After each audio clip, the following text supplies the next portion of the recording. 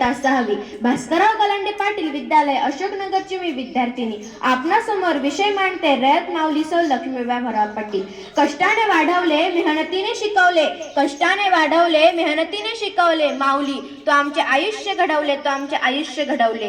तुझ्या आठवणीने नवे बळ मिळते, तुझ्या आठवणीने नवे बळ मिळते. तुझ्या स्मरणाची ज्योत कायम मनात ठेवते, कायम मनात ठेवते. लक्ष्मीबाई भराव पाटील यांचा जन्म 7 जून 1894 रोजी कुंभोज या गावी झाला.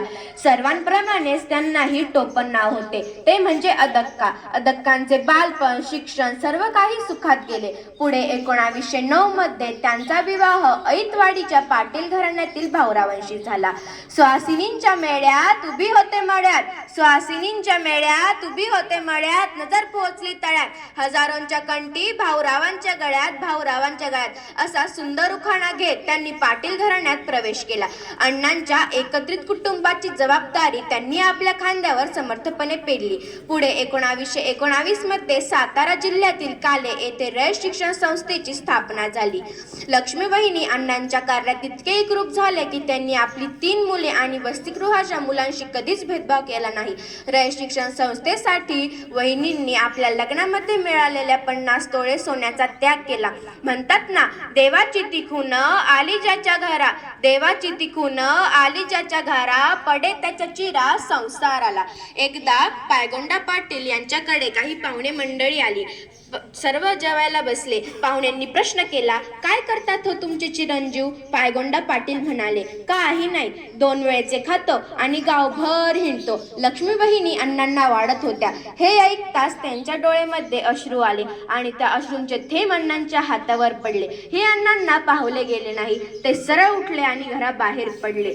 म्हणतात ना, सीतेच्या अश्रूंनी रामायण घडले, द्रौपदीच्या अश्रूंनी महाभारत घडले आणि लक्ष्मीबहिणींच्या अश्रूंनी नामवंत रयत शिक्षण संस्था स्थापन झाली. एकदा अण्णा संस्थेच्या कामासाठी बाहेर गावी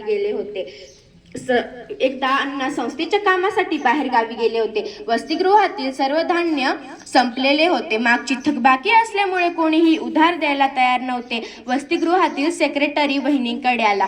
वहिनींकडे देण्यासारखे काहीही नव्हते. राहिला होता तो फक्त सौभाग्याचा अलंकार. वहिनींना काय करावे ते सुचेना. शेवटी वहिनींनी निश्चय केला, 12 घरची 12 मुले जरी असली तरी काय झालं, ते शिकतील, त्यांच्या जीवनाचे कल्याण होईल असा विचार करून त्यांनी सौभाग्याचा म्हणजे मंगलसूत्र सुद्धा सेक्रेटरीच्या हातात दिलं.